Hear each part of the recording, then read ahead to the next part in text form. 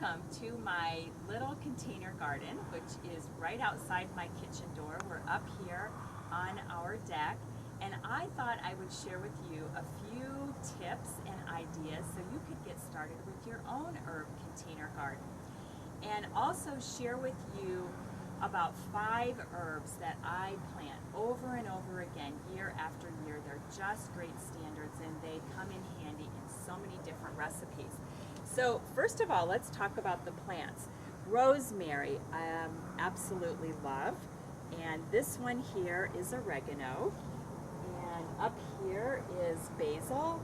This one in Colorado or any place really, you need to make sure that your nighttime temperature is not dipping below 50 degrees because this will not make it. The rest of these are a bit more forgiving, but be sure that you plant basil at the right time. And this is marjoram, another favorite of mine. It is kind of a really wonderful Italian herb that sort of crosses between that thyme and oregano and basil, but has a flavor all of its own. Another favorite is thyme. This one happens to be German thyme, but you'll also find English thyme, different types of citrus. I'm going to try a lemon thyme this year, which I think sounds really fun. And then chives, which is this plant over here. And that's actually a perennial that, if you're lucky, will come up again and again, even in a pot left out in the snow. So the first thing that I want to mention, which is the most critical part of container gardening, and that is the soil. And I recommend that you purchase the best soil possible, the best soil that you can afford. This brand is called Roots Organic by Aurora, called Green Fields, and it was highly recommended by Rob Proctor, and he is a gardening guru in Colorado. He is known for having 600 container plants in his garden in Denver, and so I splurged on this year. I got this, I think it's $17.95 for a bag. I got a couple bags and started out with a lot of fresh soil. If you have really large pots and it gets a little pricey, just replenish maybe this top portion right here.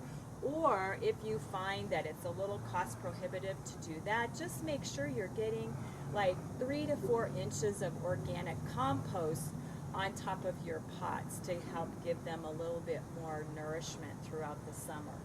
But this is by far the most important aspect of container gardening. The next thing, ideally your pot should be 18 inches across.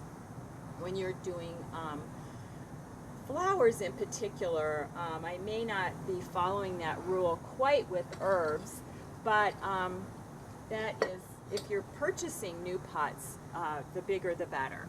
And then you also want to make sure that you have a drainage hole at the bottom. If you don't and you have a pot you want to use, then you can purchase a drill bit and make your own. What I like to do before I add the soil is add some pottery shards. And this way, when I'm watering, the soil won't splash out onto the deck or the surface, and it adds just a little bit more help in the drainage before I fill that up with soil.